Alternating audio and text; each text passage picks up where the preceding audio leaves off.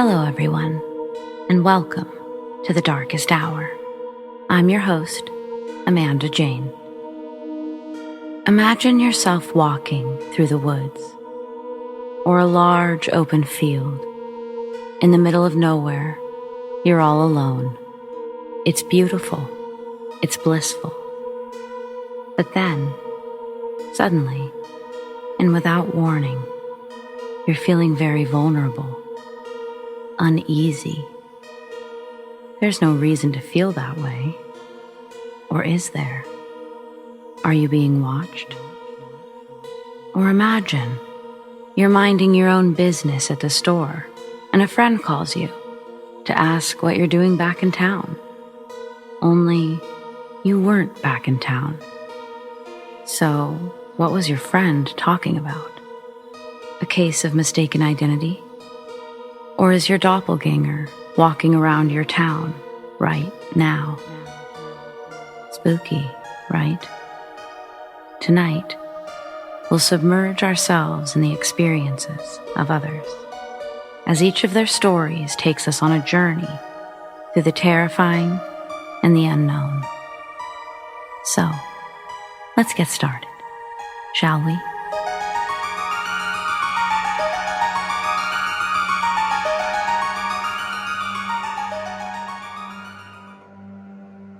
When I was 18, I had a frightening experience just a few days before Halloween.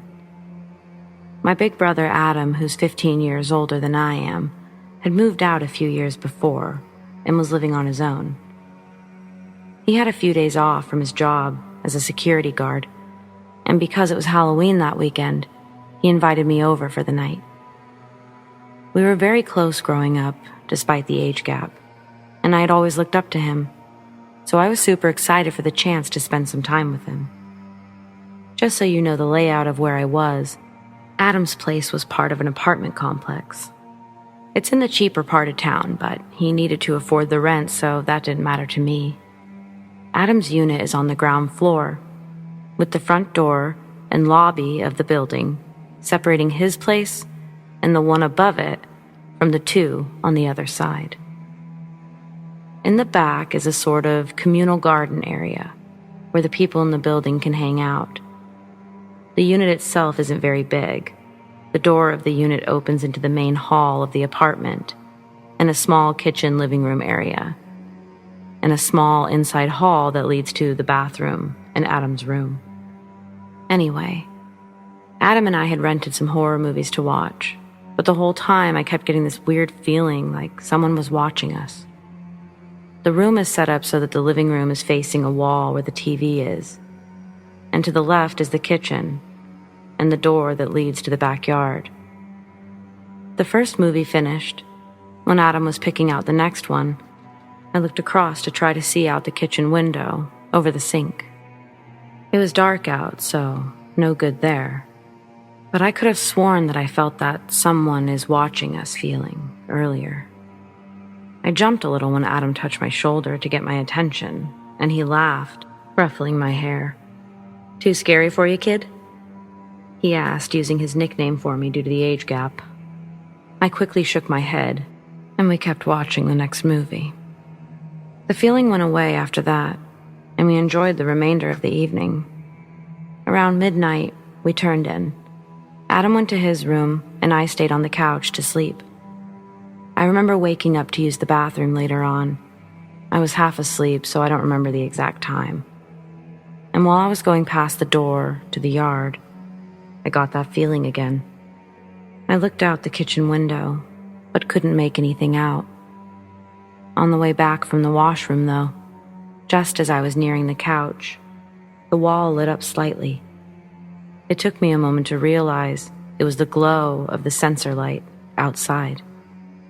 It was coming in from the kitchen window, and I hesitated. I felt a little cold for some reason, and I didn't want to see what was going on, but found myself walking over anyway. The yard was empty, and I stared around a bit, trying to see if there was an animal or something that might have set it off. The light didn't quite make it into the corners of the yard, and when my eyes adjusted, I saw someone crouching in the corner by the fence. I froze, totally awake now, staring at the person, and even though I couldn't see them clearly, I felt them staring back.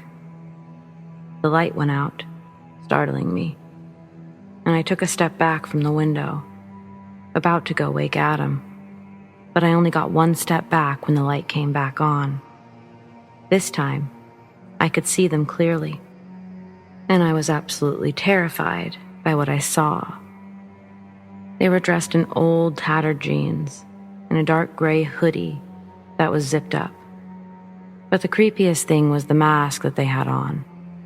It looked like one of those bandanas you see sometimes, where it looks like you have a skeleton mouth, except this one covered their entire head, so it looked like a skull under the hoodie.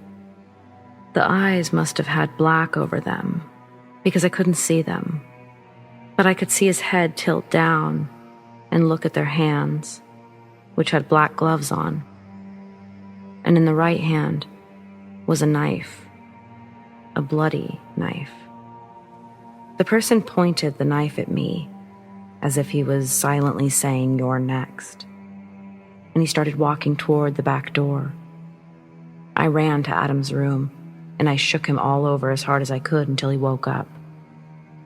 He was swearing at me angrily for waking him up like that, but I was trembling, and all I could get out was, "Some guy, back door." He stared at me in confusion for a moment before we both heard a loud slam on the back door, like the guy was trying to kick it down. "Stay here," Adam told me, and I nodded as he ran out of the room. I could hear him opening a drawer in the kitchen, and by the sounds of it, he was grabbing a knife of his own. The banging suddenly stopped, and I stood on Adam's bed to look out the window in his room. The yard was empty, and I was about to call for Adam when Skull Guy popped up right in front of the window. I swear, like the cheapest jump scare in a horror movie. I yelled and I fell off the bed, and Adam came hurrying in as Skull Guy smacked the bottom of the knife handle against the window, cracking the glass. I'd landed on the floor, and Adam stood in front of me as Skull Guy tried to break the window. Just before he did, we saw him look off to one side and then suddenly take off. I tried to get up, but Adam pushed me back down, and he got on his bed to look out. He told me later that he could see the figure leaping over the fence as he looked out. There was a knock on our front door, making us both jump, and Adam went to the door, still holding his knife and asking, "Who is it?" He sounded like he meant business, and a voice said, "It's Tom. You boys all right?" Adam called for me and then opened the door. It was his neighbor from the upstairs unit. Tom, who had heard the noise and seen the lights, called the cops. They came to take our statements, and one of the neighbors had called our parents to let them know what happened. The cops told us they'd be especially careful, since it was Halloween the next day, and so they'd put a warning on the radio. I had told them about the bloody knife the guy had, and they explained that there was a murder close by that they'd been looking into when they got the call to come here. They said it was pretty violent, and that we were lucky that the guy ran off. Adam and I stayed awake the rest of the night, and Adam called our parents to let them know we were safe officially, and that we'd spend the night over there tomorrow. Thankfully, we didn't hear anything about the guy on Halloween, but I still get creeped out knowing that guy is out there somewhere. And he was ready to break in and kill me, just for having seen him out the window. And that someone is watching feeling I had before. The cops figured the guy had passed by the house earlier when he was on his way to the home of the poor people he'd killed, and that he'd been scouting our place out. That thought kept me awake the next night, too.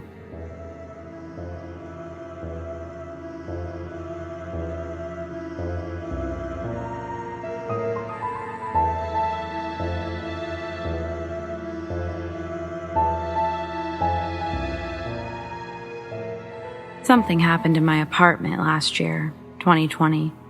It made me feel a bit crazy. Only recently have I realized I wasn't imagining things. I was laying down on my bed watching TV. It was probably around 11 because I was watching the local nightly news. My bedroom window was closed, as were the shades, and my bedroom door too. And so the only light in the room was from my phone and my TV. I felt something warm right above me. It felt almost like a raindrop, but very warm. As I felt my head, it wasn't wet. I looked up and I saw a very bright yellow light. It only hovered in place for one moment before zipping right through my bedroom wall.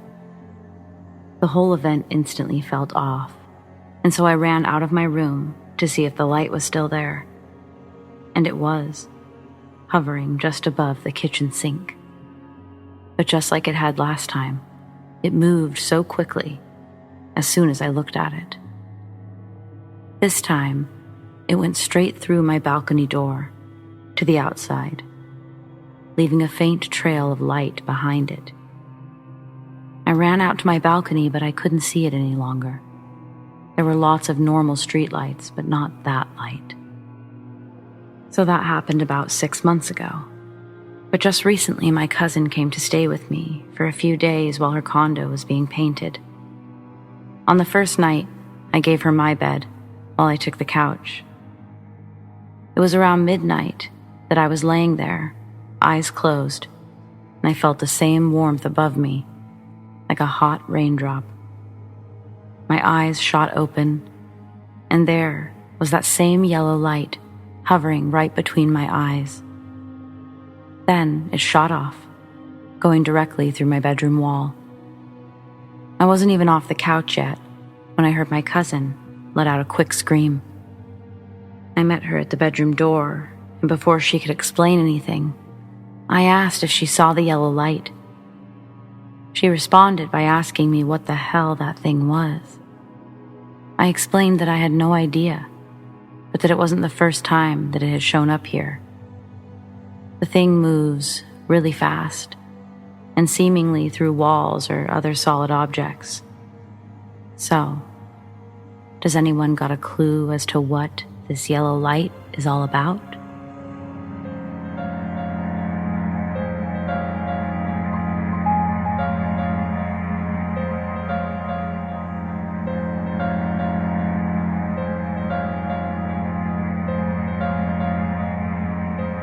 When I was in high school, I babysat for one of my mom's coworkers.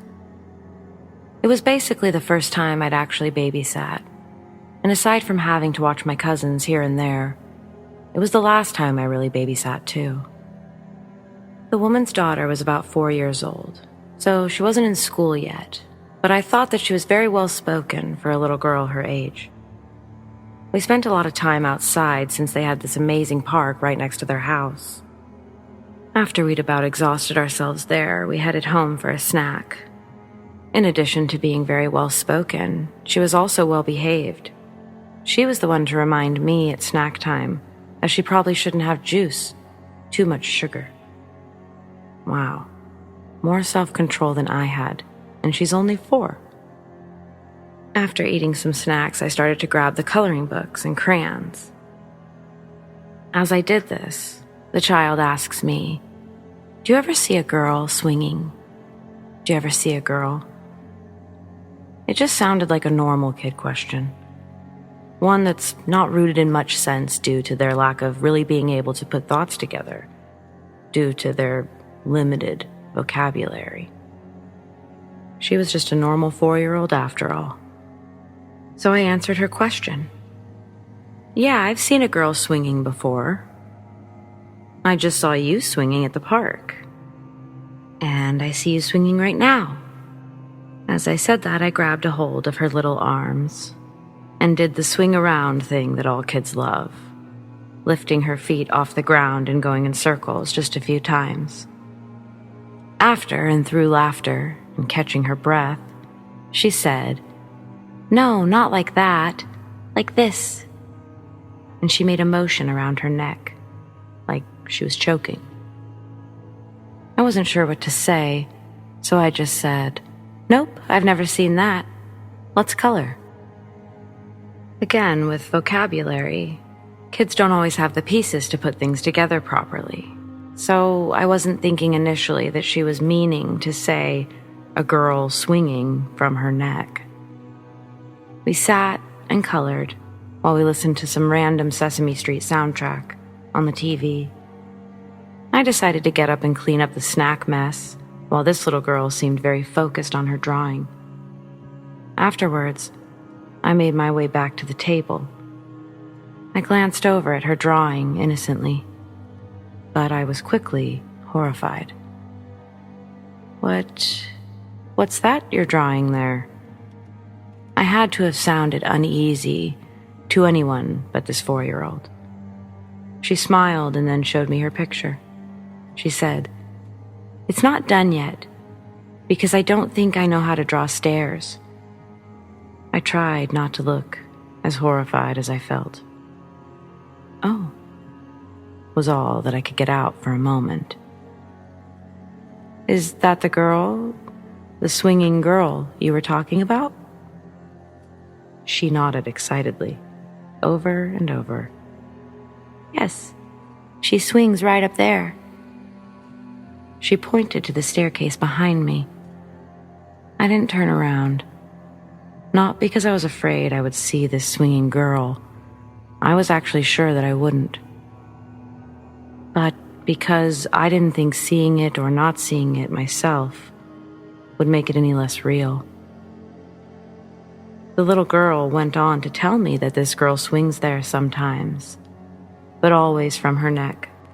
I helped her with that word, neck. But she also told me that the girl didn't scare her. I asked her how long she'd seen this swinging girl. "Forever I have seen this girl. I see this girl all the time." I asked if she spoke to this girl, and she told me no, this girl doesn't talk. My final question: "Does your mommy know about this swinging girl?" "Mommy doesn't like to talk about the swinging girl." Then this little girl's face turned into a frown. She actually had a bit of sadness to her now. She was looking down at her feet. I quickly changed the subject and moved us into the living room, where the Sesame Street music was. I just started laughing and dancing around. Anything to break this incredibly creepy mood. After all, I still had at least 2 hours before I was relieved of my sitting duties. I basically kept that little girl awake for as long as I could, but eventually it was just cruel to keep her from her slumber. So I swooped her up off the couch and got ready to put her in her bed upstairs. I'd have to go past the landing that she'd previously advised was the swinging girl spot. The girl was getting heavier as I stood there hesitant to make any moves. I could feel my heart racing. I so didn't want to walk up those stairs. "She's not there. It's okay." I almost jumped out of my skin as this tiny voice said those words to me. The little girl was awake now in my arms. I was being reassured by a 4-year-old. The craziest part was I really was being reassured by this child. I found myself walking up the staircase, and I felt calm doing it. By the time we reached the top, the little girl was asleep again. I laid her down in bed, shut out the lights, and went to close the door just a crack, and I heard that same little voice call out from her bed. "If you want to know, she's swinging now." I was facing the staircase, looking at the landing. I saw nothing, but I felt everything. A chill swept up the stairs and I felt it rush around me. No windows were open in this house, and it didn't feel like that kind of breeze anyways. The only way to describe the chill that I felt was that it was normal and that it gave me goosebumps immediately, but it also sort of made my cheeks flush, all at the same time. I felt like I needed to sit down, and so I did. I sat outside that little girl's room until I heard the garage door open. My mom's friend was home, and so I found the courage to rush down the stairs. I greeted her in the doorway. She asked how the night was, and instead of going into all the details, I told her that she had a really lovely daughter. She was smart, well-spoken, and had a great imagination. I actually left in such a hurry that she didn't even get a chance to pay me. She gave my mom a check the following Monday at work, and when my mom gave it to me, I told her the story, how my experience really was. My mom sort of got red in the face and asked if I was serious, telling me not to joke about stuff like that. But then she sort of twisted her face a bit, and she looked down. "What, Mom?" There was something that she obviously wasn't saying. I feel bad even saying this because it's so personal. I obviously pressured my mom into telling me what it was, and so she did. My mom's friend had a sister who was diagnosed with paranoid schizophrenia and bipolar disorder. She'd lived with her in that house through her 20s and 30s. And just about a year before my mom's friend's daughter, the little girl I was babysitting, before she was born, her sister killed herself in that home. My mom didn't know how, because as she put it, that just isn't the kind of thing you ask when someone tells you something like that. But I have a strong feeling that this woman's sister is the swinging girl.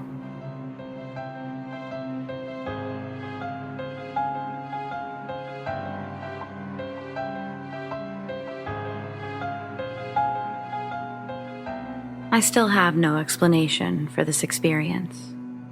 My girlfriend saw my doppelganger, and it scared the hell out of her. I'll try to give as much detail as possible and keep this from going on for too long. This happened back in the summer of 2015 when I was serving in the United States Army Reserves. I was stationed in southern Alabama in a transportation company. Sometimes, my girlfriend would come with me on drill weekends, and we would crash at a friend of hers' apartment, which is where this incident took place. This particular weekend, we were in a large convoy in the middle of nowhere, on some back road out in the sticks over 100 miles from the city. That was when I got the most confusing, bizarre, and downright creepy phone call of my young life. She was in utter hysterics. She was crying and screaming, wondering why I would frighten her so badly, what the fuck my problem was, and asking me how I even pulled it off. After I was finally able to calm her down, this is the story she relayed to me. Sometime that afternoon, her friend was at work, and she was at the apartment by herself. Suddenly, there was a loud bang on the door. Not a knock, several loud, violent bangs. After looking through the peephole, she saw me. But there was something off. She says I was wearing my army uniform. It looked like me, but that I had this very angry, aggravated look on my face. She opened the door, wondering why I was home so early, and apparently without saying a word, I angrily blew past her, shoulder-checking her into the wall, and quickly walked down the hall, taking a left into the bedroom, slamming the door behind me so hard the whole place shook. She was very alarmed and confused about why I was home so early and in such an agitated state. I mean, that is so out of character for me. I'm not a violent guy at all. On top of that, if something did happen to set me off, she would have been the first to hear about it. So, she's walking behind me, trying to get some information out of me, and she opens the bedroom door and sees the closet door slammed shut. She proceeds to run over to see what I'm doing in her friend's closet and claims that when she opened the door, it was completely empty. That was when she had a panic attack and called me. Imagine my shock and confusion hearing that story, knowing that I was well over 100 miles away at the time. She finally believed me after I sent her a photo of my current GPS location, which only served to freak her out more.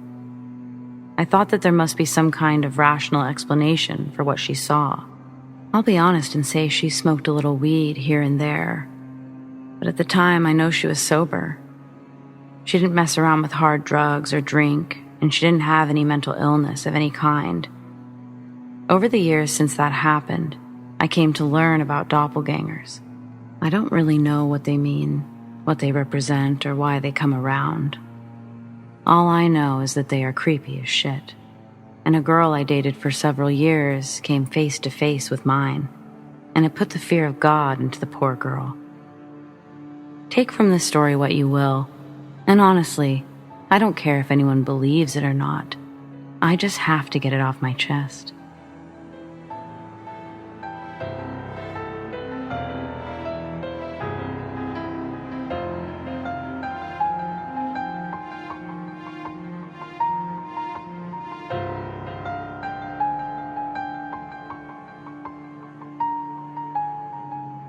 For the past 4 years, I've worked as a funeral director and embalmer at 2 different locations in separate buildings.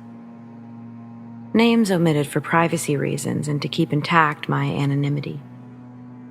In my line of work, of course, the nature of the work would be unsettling to most, especially the aspect of the task completed on the decedents themselves.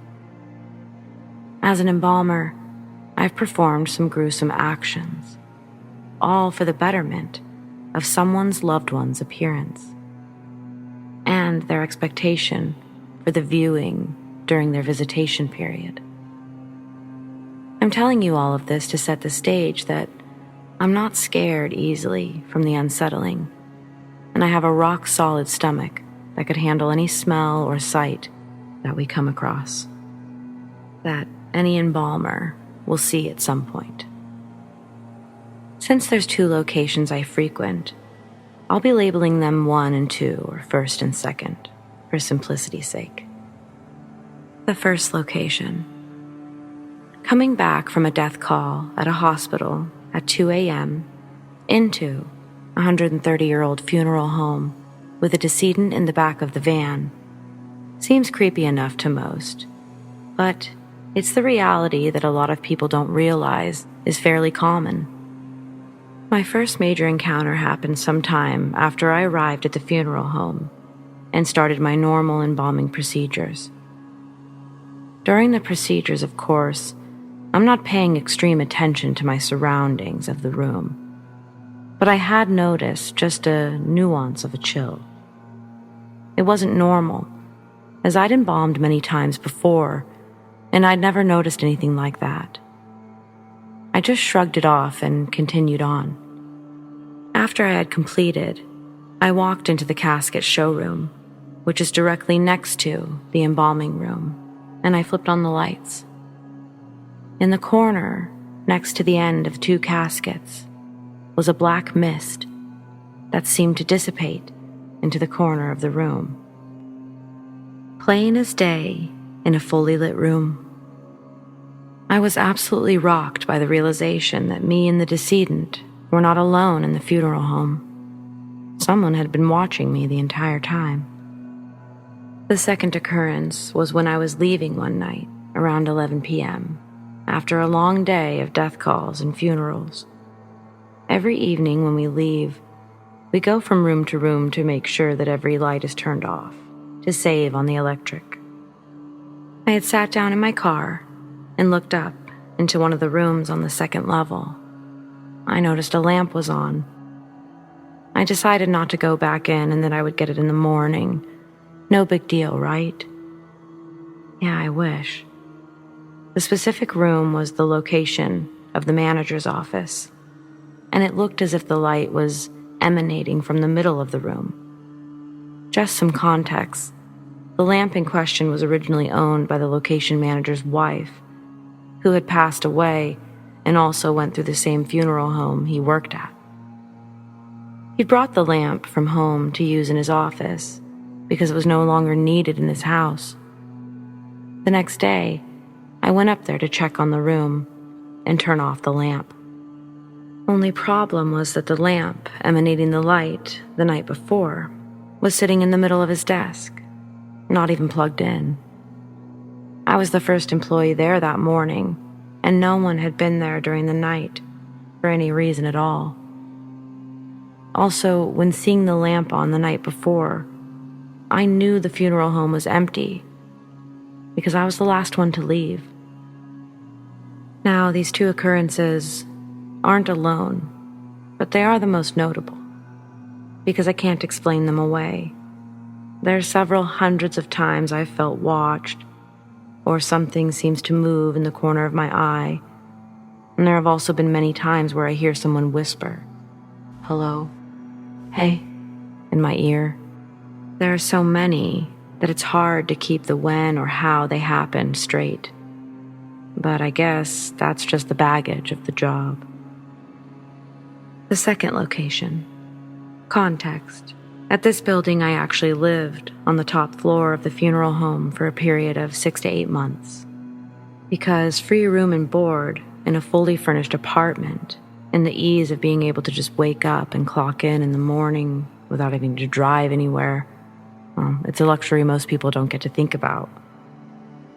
The first happenings here were subtle, but no subtle moments.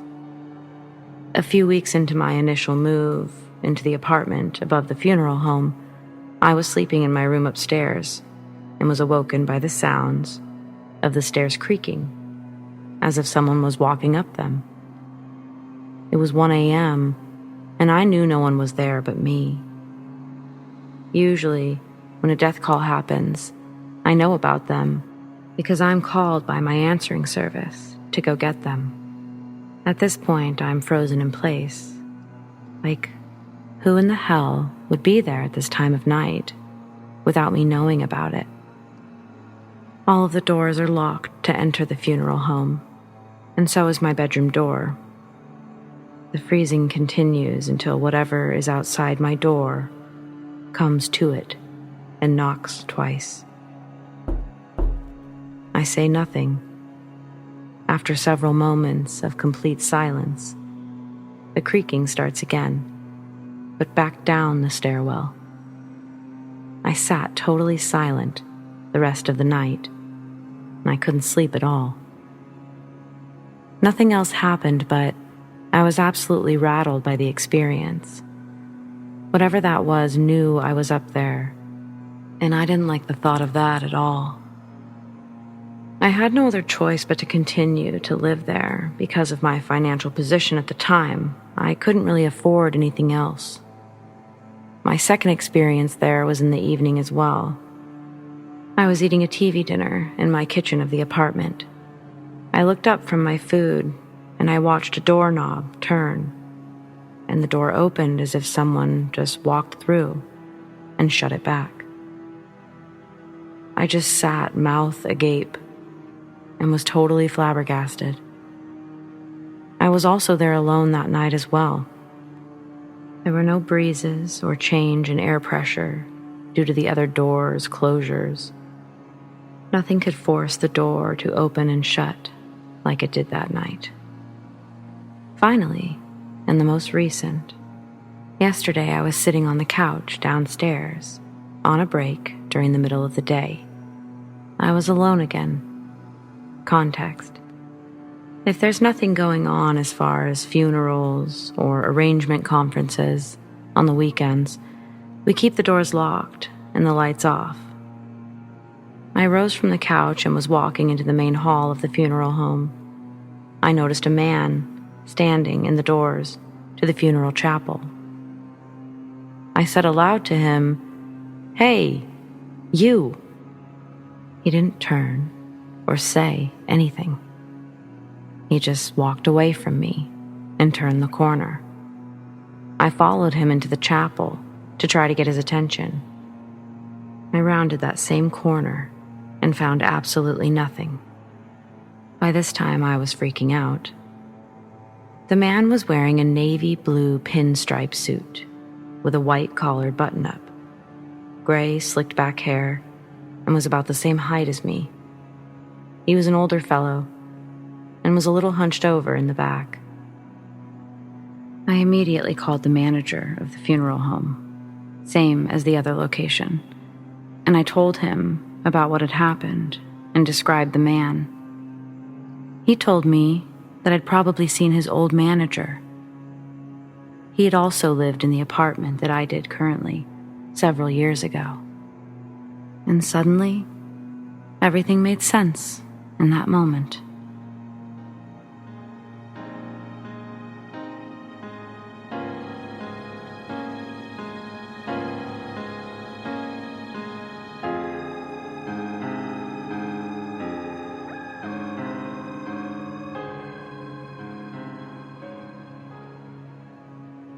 When I was younger, I spent a lot of time in hospitals. Originally, my parents thought that I had a form of epilepsy. They would find me outside my bed in the mornings, sometimes convulsing, and other times just passed out. When it happened more than once or twice, they made an appointment for me to see some doctors. As it would turn out, I had a form of acute lymphoid leukemia, also known as ALL. It basically meant that I had cancer. But adolescent cancer treatments were and are a bit more advanced than most of the cancers found in adults. So with a lot of treatment, a good team of doctors and nurses, I survived. My parents would often talk about this time period in our lives, which I didn't mind. Like I said, I did survive. But also, I don't remember a lot from that time period, so it's nice to hear them talk about how strong I was or how happy I was. They tell me stories about the doctors and nurses, how they loved me, I loved them, how I would sing for other kids and our family. To be honest, I don't remember all of that. There are some things I do remember, though. Things that I've never really felt like telling my parents. Maybe because I remember them not really taking me seriously when I brought it up as a child. What I remember most about the hospital is the little boy. At the time, I think I genuinely believed that he was a little boy in the hospital who was very good at hide and seek. But as I got older, I realized that wasn't really the case at all. That the reason I could never catch up to this little boy, or why he always seemed to disappear, was because maybe he wasn't really there at all, or at least not anymore. He wore clothes like all of the other kids in the hospital would wear, but he did look different. And when he would talk to me, he would do it without moving his mouth. I always seemed to know where to find him, and he always seemed to know where to find me too. I remember him being there most when nobody else was.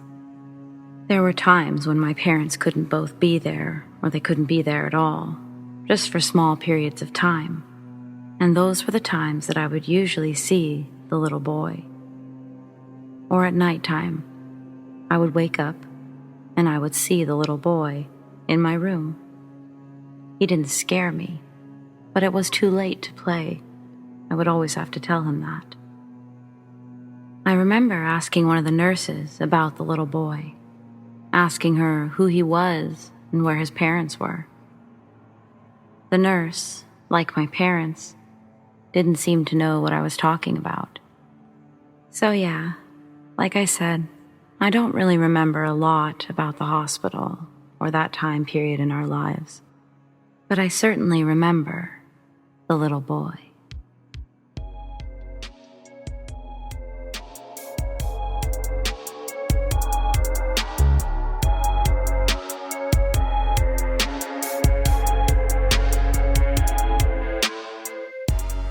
Well, everyone, we've reached the end of the darkest hour.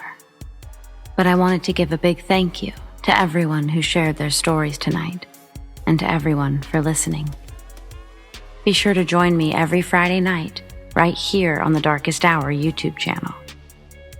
And if you want to keep listening to the show and you never want it to end, be sure to hit that subscribe button. Do you have stories like these? I'd love to share them. Send them to me, amandadarkesthour@gmail.com. And check out our subreddit, The Darkest Hour YT. Stay spooky.